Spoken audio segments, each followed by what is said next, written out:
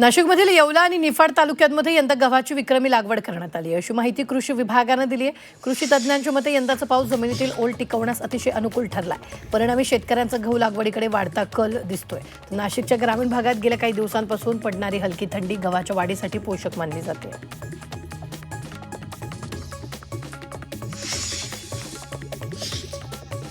धुळे नंदुरबार जिल्ह्यात कापूस वेचणीला मजूर मिळत नाहीत. अनेक जण प्रचारासाठी जात असल्यामुळे शेतकऱ्यांना मजूर मिळत नाहीत. जास्त मजुरी देऊन शेतकऱ्यांना मजूर आणावे लागतात. त्यामुळे शेतकऱ्यांची मोठी कसरत सुरू आहे.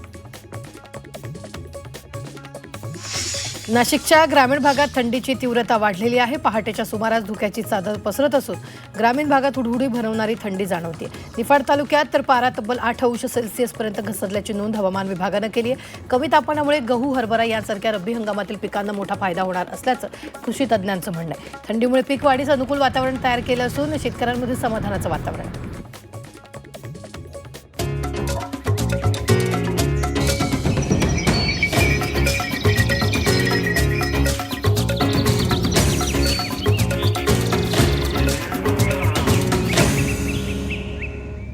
पीक पाणी powered by nature care fertilisers Prithvi rich polyphosphate.